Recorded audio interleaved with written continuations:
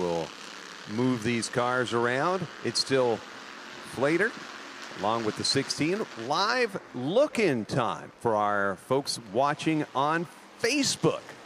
Pretty neat to be able to look into America's home for racing, Charlotte Motor Speedway. These are the U.S. Legends Bandoleros. This is the Outlaw division, the premium division of the Bandoleros. And the drivers going at it here in the heat race. Allison Johnson is the red car that'll be going right under the camera. That is the race leader. We're at halfway in this 10-lap heat race. It'll be the final Bando heat race of the afternoon. Coming to the inside, the blue and white car, the 16 machine, is Finn Buckley from just to the east side of Charlotte, Waxhaw, North Carolina. And he's in quite a battle with Conyers, Georgia's Mitchell Flatter. Flatter in the 4. Does not want to relinquish that spot. He wants it back down the back straightaway. The acceleration over those bumps. These cars don't have front shocks. There's almost no control device or acceleration device anywhere near there. That's a rear engine. All the weight's in the back. The brakes are in the back. They just steer, and now steering goes bad for two of the three of them over on camera. And part of the reason behind that, Lenny, if you've ever had a vehicle that's tail heavy, it's very hard to get the front tires to plant. Yes. Which means it's unlikely that the car will easily spin out. Yeah, well. Notice I said easily. You had 3 of them on camera and 2 of them spun. Well, when you put racers in charge of racers, they tend to make things turn. 14, So, 16, 4, you know, 14 one of those things. You saw a replay of it there. Here's a slow-mo I'm sure we'll see. Yeah, and this is really incidental contact. 12, this is not a I'm trying to spin somebody out. You see the Nerf bars barely touch, but it was at the point when barely touch would really make the car. Yeah, it almost looked like Finn Buckley was trying to get behind to claim that spot and to try to prevent Ryan Likens from filling that gap, if you will. And unfortunately, just made a little contact. But yeah, it was designed, like I said, with all that weight in the back to make it easier to drive, so to speak, for drivers learning how to race. Because the last thing you need is a car that's tail happy very easily.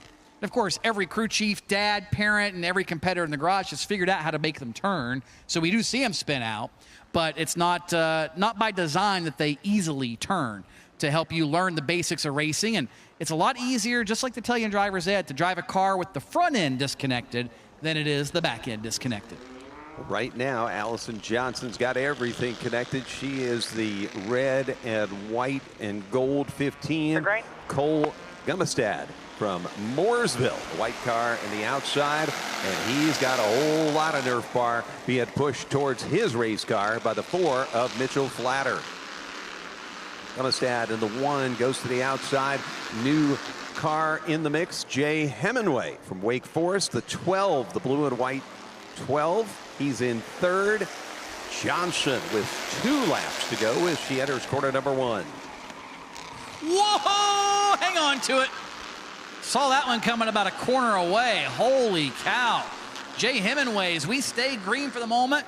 What a slide for life, and, well, good job not to take anybody else out. Meanwhile, white flag is in the air for Allison Johnson, the high side sister, as she is on pace to take heat race number 3 in this Bandolero Outlaw division. Yeah, I would think if she was on the golf course, she would be way below par, which was a good thing on a golf course, and way above par for her speed here, and good for this course. Johnson taking the win. Looks like Gumestad and probably Flatter. Checkers out. 4th and final outlaw heat. Fire up. Stand by. In 3rd.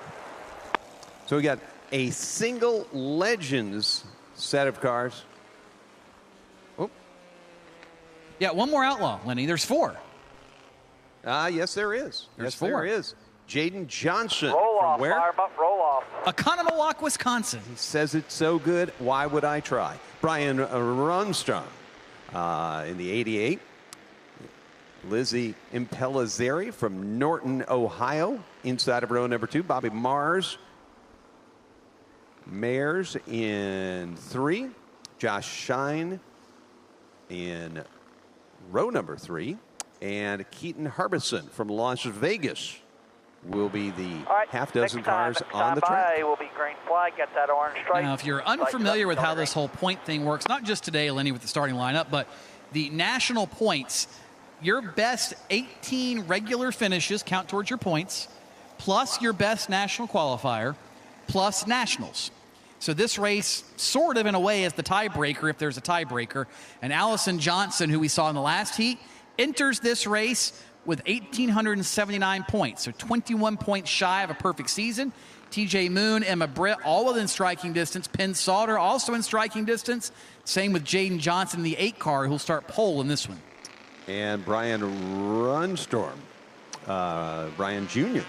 Yeah, I'm looking at the points here, Lenny. There's like 8 drivers within 24 points of one another in the top 8 of the Outlaw Division nationally. So the championship, I mean, while things are going to matter here today, I mean, they've still have plenty of racing to sort this out, but it very literally could come down to who beats who in this afternoon's feature event. Well, you know what doesn't matter? That first attempt at a start. Yeah, that wasn't pretty. That didn't work out.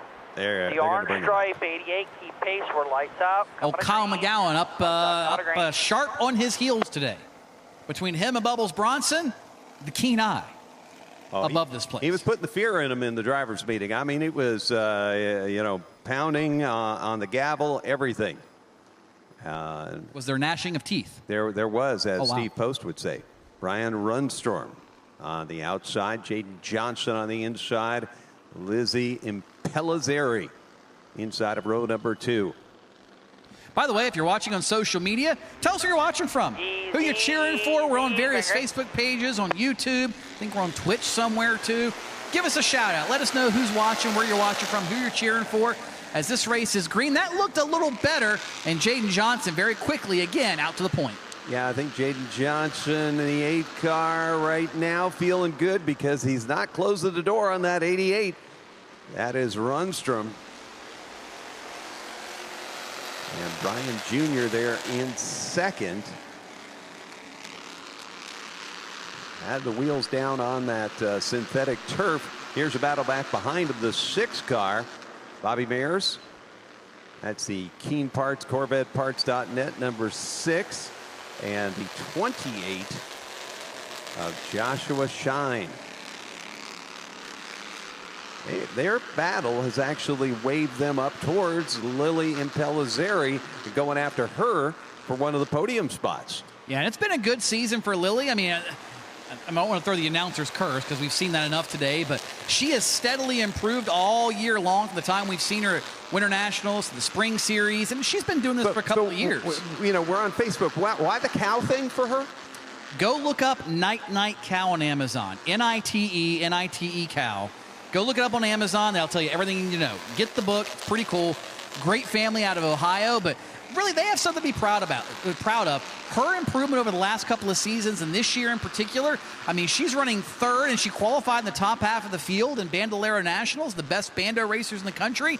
Got to give her major props for her performance here so far today. Yeah, she has really had a good summer here at the Cookout Summer Shootout. Mayers trying to find that spot on the track where his black number 6 is able to get around that Cowabunga 00 in front of him. And Lily still just right where she wants that car to be, and that's somewhere where the car of Bobby Mayers wants his car. Can't quite do that. So Bobby's going to have to figure out a place on the track where Lily isn't if he wants to get around her. She's not going to just pull over and give it to him. Lily and Bobby here battling for 3rd. The top 2 have scooted away, Johnson and Rundstrom. And that is Johnson in the white 8 car in front. 2 laps to go in this one. Man, Jaden Johnson making this thing look easy after that initial start, but he had a little slip up there. Rundstrom able to gain a little bit of ground as they come to the white flag, Lenny. Rundstrom still got speed in that black 88 car, but Johnson, the Wisconsinite, ran well at the Winter Nationals. I remember chatting about him when Tim Terry and I broadcast that from Florida. And it looks like Johnson's going to go through 3, still holding the pretty wheel. He'll come down out of the corner. The final of our heats for the Bandoleros goes to Johnson with Rundstrom in second. Impellizzeri crossing for third. Nice run for her. Yes, good run for her, certainly. And that means, like you said, the Bandolero fields are set for the feature championship features this afternoon. If you weren't with us on the full broadcast, you're just on Facebook. Ultimately, these lineups are set by points. Qualifying has a point value. Your heat race has a point value. Combine those together, that gives you your feature starting spot. And then you race that feature, and you go try to win that thing, because it can certainly make or break your national championship. As we're going to give you one more race on the free preview, Lenny. We're going to give you this legend car heat race, as 8 of them have come out just to kind of have a little fun. This race doesn't mean a whole lot, doesn't count towards summer shootout or anything like that, but these, as you see in a lot of cases, local-ish drivers or drivers that are making their summer home here, coming out and having a chance to race. Tampa's Mason Laster on the front row with Bobby Gossett. They'll be joined by Dylan Thomas from Clover, South Carolina in row number 2. He's partnered up with Joel Smith. Harrisburg, North Carolina's Neil Doolin will race alongside of Cameron White from Lakeland, Florida. Grover, North Carolina's Randy Phillips, and Cleveland, North Carolina's Ryan Zima will close out the 8 vehicles as they come to green, scheduled for next time by. So Lastra, the 17, one of the really quick cars in this field. Zima back in the 4 had speed as well. So it's not all top heavy in this one. They'll go down into the corner. Bobby Gossett on the outside, the white car. Can he get it to be pushed down on Laster? No. Laster gets away. The 40 of Dylan Thomas from South Carolina, Clover, South Carolina, where Ross Bales, the famous dirt track racer, won $20,000 at Beckley last weekend. Well, that same hometown the guy in second here is from. Dylan Thomas. And now Smith. Joel Smith moves the 24 car into third. You see the green car in our Bandolero division. That is Joel's brother that runs the 9 car. Joel Smith in third. There is Neil Doolin in the red and white machine back at about 5th position. Lastra in front. The orange numbers on the black machine out of camera now. Back in camera for a moment. Mason Lastra, Tampa, Florida. The Rowdy leading. Now Joel Smith starting to put some work on the second place runner, Dylan Thomas from Clover, South Carolina. That puts Thomas into high gear. Thomas gets a little more separation. Bobby Gossett, the other white car, circling the blue machine of Smith. Halfway down, halfway to go. Laster looks like he's got the car to beat, and a car that may be unbeatable in this one. Winner at a lot of tracks up and down the area here in and around the southeast. Smith deep into the corner, trying to get the position away from South Carolina's Thomas. Right now, Mom's probably looking only through one set of fingers, got the other eye closed with the hand completely blocking it off, as Mama Smith, somewhere right around that part of the tracks where the Smith family likes to watch the races. And now she's starting to get worried, because here comes the 44 car.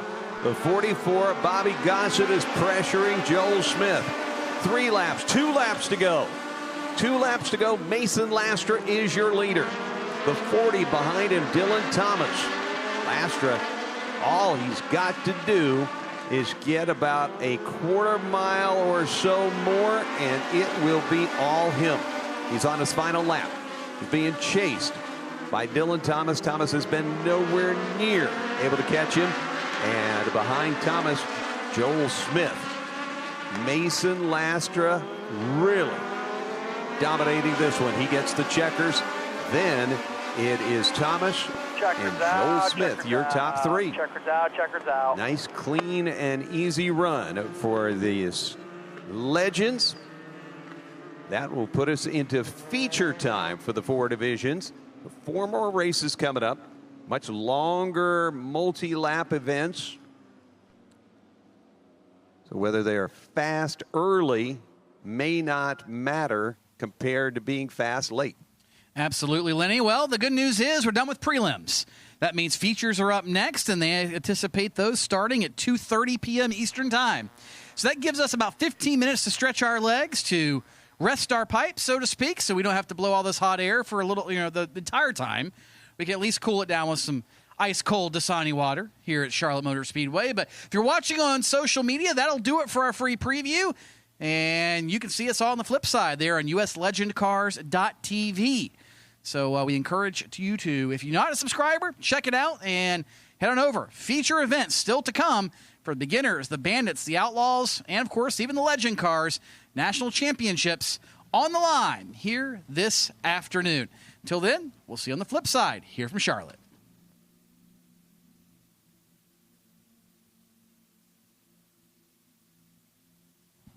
And for those of you watching on USLCI TV, we're going to take ourselves, as we said, a quick break. And you probably could too. Grab yourself something to eat, pack yourself a lunch, so to speak, go to the kitchen, grab yourself something to drink. Lenny, where's my lunch? I didn't get a peanut butter and jelly sandwich? No, I only made one peanut butter and jelly sandwich. I am disappointed. By the way, if you ever travel with Lenny Batticki, that is the staple.